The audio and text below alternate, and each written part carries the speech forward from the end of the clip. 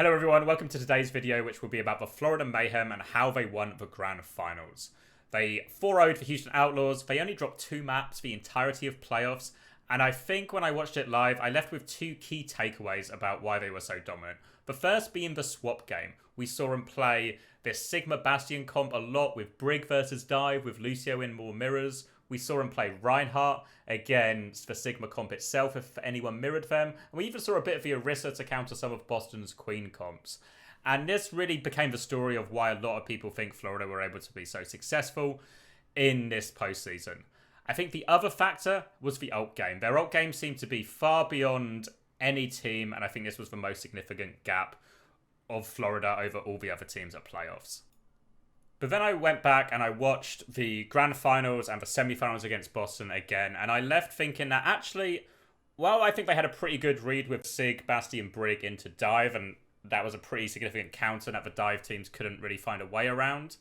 I think their swaps against the Sigma, where they played the Reinhardt against Houston, and even some of the Sigma stuff into Orisa on the Suravasa against Houston, it didn't feel as clean a counter as I really think Florida would have hoped.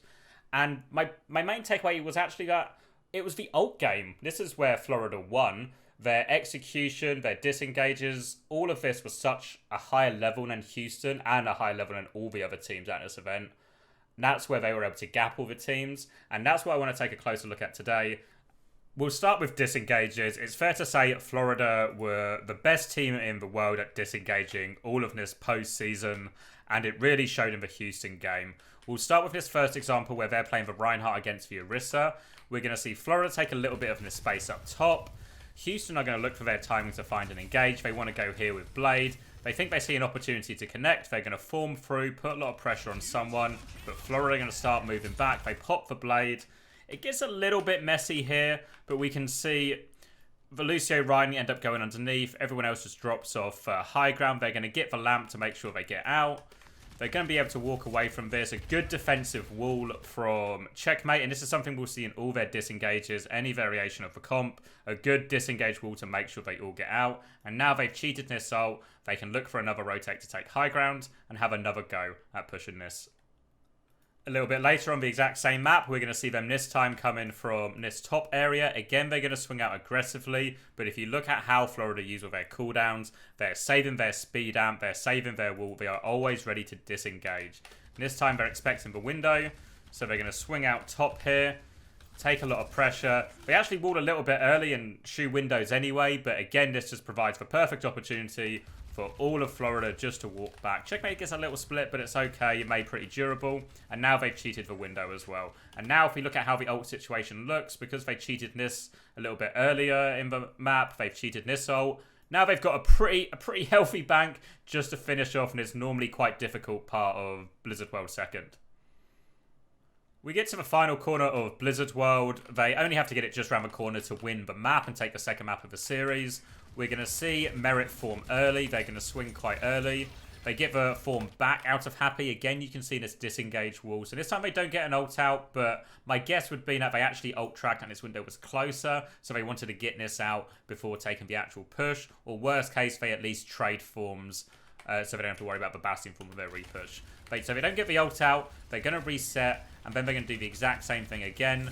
Another aggressive swing around the corner here. If you look at this aggressive swing, you can see this really, from Shu's point of view, this really feels like he should be able to window this. You can see RuPaul is in a staggered position, a bit like we talked about in the last video. Nice and safe. Merit swings a little bit too wide here, but we're going to see the exact same play. The window will come out from Shu in a second. Checkmate's able to wall it. Gets his ice block force, but just about gets it. They do find themselves in a bit of a predicament because Merit is on a slightly too wide an angle, but they respond well. They're going to all come and peel him. A good window by RuPaul, good peel by someone, and Checkmate to get there. They manage to peel Merit. They clean up all of a fight. They clean up all the kills. They win the window trade, and they're able to win Blizzard World off the back of this. We see much the same on Suravasas, and this is the first point. They're retaken after losing first fight, so Shu has the earlier window again. They're going to walk up here. As you can see, it's pretty similar positioning. Someone is trying to peek aggressively. Trong is here to make sure he can amp him out or get him back to safety. RuPaul is in no danger at any point. Checkmate and Merit are actually playing a little bit wider and slow in this fight. but they're going to walk up. They do hit this rock onto Pelican, and they kill him, which is obviously a pretty good way to start the fight. But again, we see this window come out. Someone's able to hit the Matrix. The wall from a nice angle from Checkmate to help them get the disengage. They're able to take a step backwards, make sure everyone lives and regroups. They're going to wait out in this window. Now they get a chance to go with their own window. They do a pretty good job here with Bernard getting through it, but they force all of Houston into a pretty difficult situation. Houston are playing in this area here with no real cover. If you've watched the previous video, Houston end up getting forced into a cum zone to try and go through this window. So even though they can't use the window directly, Florida are able to still clean up all the kills and recap in his first point. Another retake on Suravasa, and Florida, they're doing the same thing. They're going to keep outplaying Houston, keep getting these disengages. Here they walk up, force choose window, they get the wall, they get the disengage. You can see everyone's out safely. RuPaul was never in any danger. If I go to Chorong's point of view, he's not even had to use Amp. They've only really used Matrix and a bit of someone's shield for this. They've cheated the ult. Now maybe a chance for him to go again. It's fair to say at this point of the series, Houston are getting a little bit desperate and trying to ramp up the aggression to try and turn the series back in their favour. So as Florida go for this peak again, we see RuPaul slightly further back. They're going to walk through. They're going to try and go super aggressively here. A pretty wild slide in from Happy with this overclock. The lamp's good from RuPaul. They get the wall off again. They're able to deal with this Sojourn, no problem. But Beat ends up saving all of them and saving someone. And they get a pretty good retake. They cheat both of these ults. And it just looks really easy for them. We come to the decisive point on Suravasa, and it's the same thing again. Florida are at a bit of an ult disadvantage. They're going to walk up, putting this pressure on point. Shu's going to drop the window. They manage to get everyone out of it. The wall to make sure everyone's safe. No chance of anyone dying in this window, and now they get a great chance to walk back, use their own flux, and win the fight off the back of that, and that's exactly what they're going to do. Get their cooldown, start with the flux, go with the window. They kill 2 people in the flux. Nice and easy. You'll never guess what happens in this next clip, but Houston are going to Blade and Florida are going to walk away from it. Again, we're really getting to the point of the series where Houston are getting a little bit desperate, and the more desperate you get, the more you reach with your plays, the easier it is to disengage them. Here we can see Pelican really stretching for this one. He's going to Blade, the wall comes up, the speed comes away, Florida gets out nice and easy. Then we're going to see a bit of a messy ult trade go back and forth. I think they're going to beat in here Florida against the overclock. We're going to see a beat back in response from the Houston Outlaws. So a pretty even ult trade so far. Chorong's probably going to go a little bit too deep with the beat push. But then ultimately, they'll trade a couple of kills. They manage to clear this Genji off them. They're going to be able to drop this May ult. Houston do a pretty good job surviving all of it. But then, even though it's a 3v5, RuPaul's going to drop this window. Merit's able to get one just before the window, one just after the window, just before the spin. They clutch it out. This is the fighting that seals Suravasa. And while you might get a lot of self-help people or life coaches tell you that you can't just walk away from all the problems in your life, you have to confront them head on, that's incorrect in Overwatch. Actually, as Florida have proved, you can walk away from loads of your problems. And the craziest thing about all these clips of Disengages I've shown you is this really wasn't all of them. There was more. I just thought it would be too much to show literally everyone, and I'm sure you guys get the idea. It's nothing crazy, special, or creative. It's just really good discipline, really good organization for Florida Mayhem, and it was a big part why they were successful in this series. The other side of this is they weren't just so good at cheating and disengaging a lot of Houston's simple ults like the window or the overclock, but are also really good at getting value out of their version of these ults, whether it's just the overclock or the Bastion ult or just the window themselves. So now let's take a look at some of Florida's creativity and the setups they do for some of these fights. This first one's a pretty straightforward example. Outlaws taking on a sort of version of a poke comp here. Going to speed around the corner nice and aggressive. This is such an aggressive window from RuPaul. It catches Houston really not ready for this at all. Someone's able to get right on top of the Ana along with Checkmate. They finish off the kills. A simple window play. They should win this fight with the ult advantages they have, but it's nice, clean, clinical, and it sets them up for the next fight. And this very next fight, they only have overclock, so they're going to start with Merit hiding on the flank here. And what happens next is probably relatively predictable. Merit's going to come through with the overclock on his flank. Happy walks up a little bit too early here and gets caught. Here comes the overclock. You can see Burner's attention is drawn to the overclock, so it allows someone just to get this free kill on Happy on the other side. They get the overclock coming from this angle, a good wall. They're able to chase everyone down. They force the copy out. They force the window out.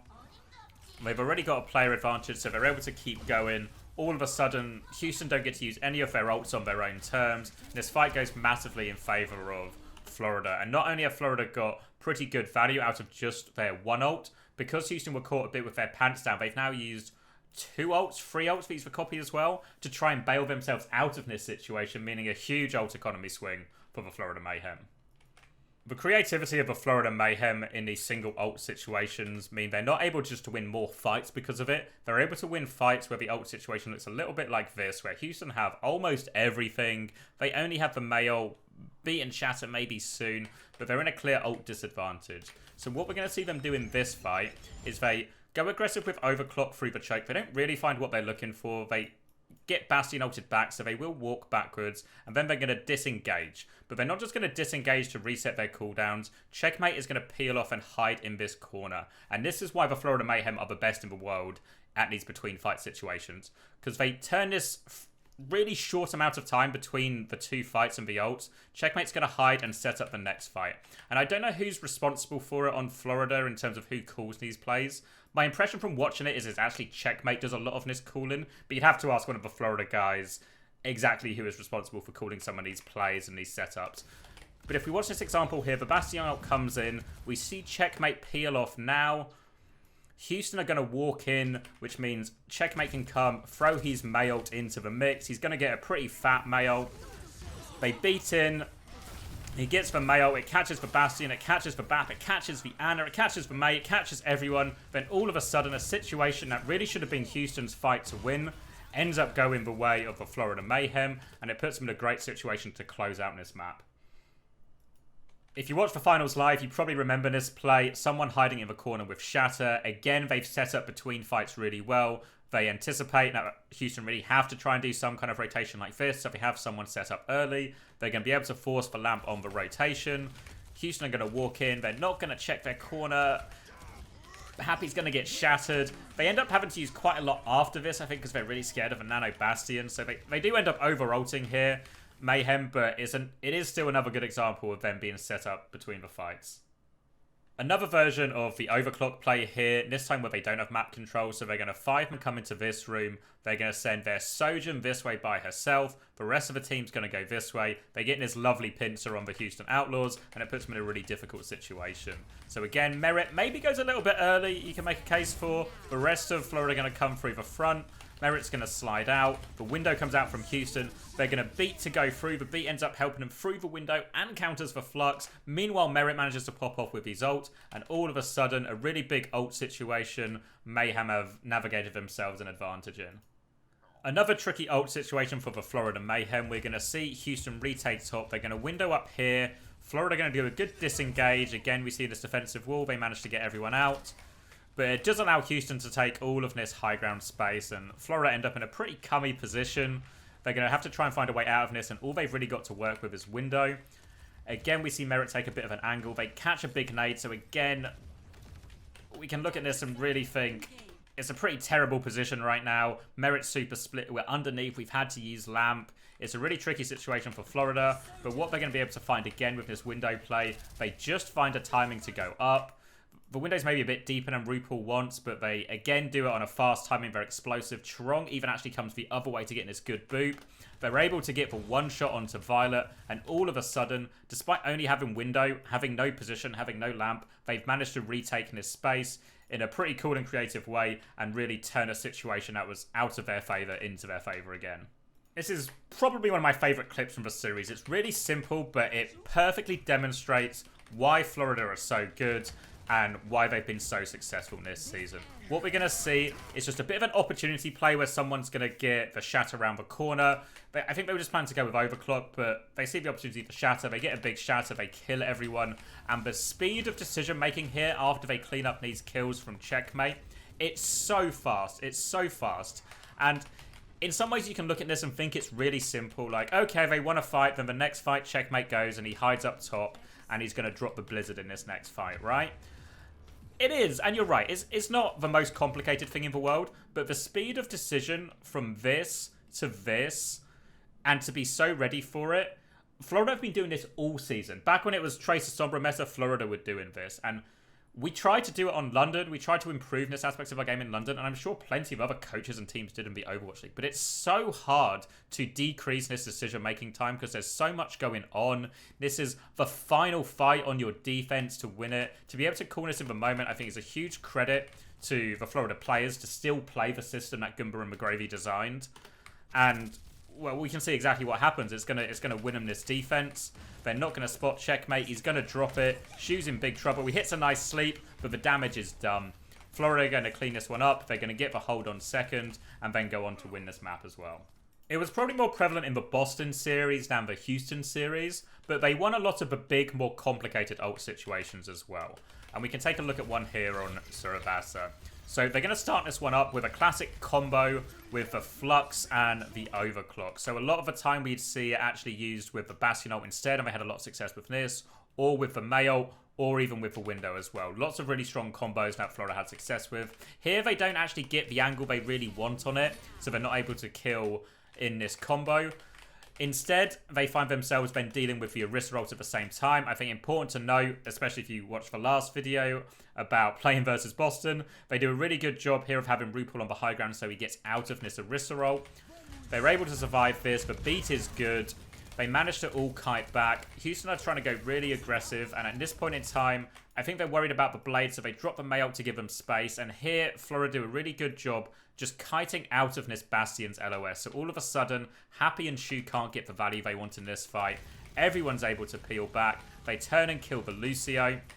Pelican's going to try and clutch with Blade, but RuPaul, Charong, Checkmate, they're all there to deal with it. Meanwhile, someone goes back in this direction after initially peeling back this way to make sure he keeps marking these guys. And all of a sudden, that means he is playing 1v2, he's neutralizing 2 people, and the remaining 3 guys have a great chance just to focus down and kill the Blade. So they did this all across playoffs. These big ult situations, Florida always had smart ways to play and win them.